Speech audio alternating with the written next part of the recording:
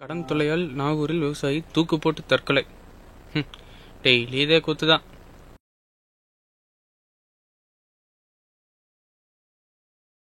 டேய் ராசா, எங்க கிளம்பிட்ட? ஊருக்கு போயிட்டு வந்துடுறேன்டா. இன்னைக்கு காலையில் தான்டா வந்த. எல்லாரையும் பார்த்து ரொம்ப நாள் ஆச்சு. போயிட்டு வந்துடுறேன்.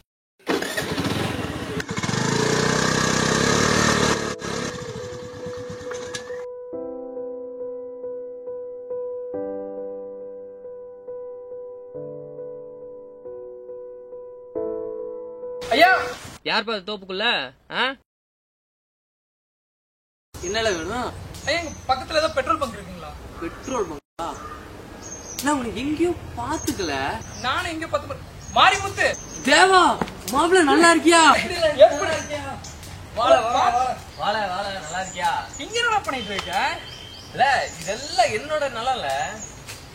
போனலம்மா, நீ படிச்ச படிப்புக்கு பேங்காக்ல வேலை செஞ்சுட்டு நினைச்சு இங்க விவசாயம் பண்ணிட்டு இருக்க. விவசாயம் இல்ல, அதுக்கு என்னல இப்போ? இதுல என்ன உனக்கு கிடைக்க போகுது? இல்ல, மாசம் 1.5 லட்சம் ரூபாய் சம்பாதிக்கிறேன்ல. சரி சரி, வா, டென்ஷன் ஆகுது, உட்காந்து.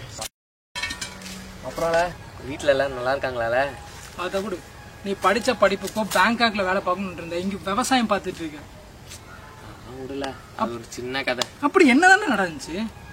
அதாவது அன்னைக்கு ஒரு நாள் என்ன காரியண்டா பண்ற?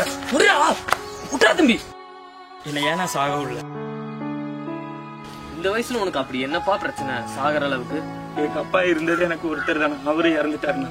அப்படி உங்க அப்பா என்னப்பா பண்ணாரு? விவசாயம் பண்ணாருண்ணா. விவசாயம் பண்ணி இறந்துட்டாரா? என்னாச்சு அவருக்கு?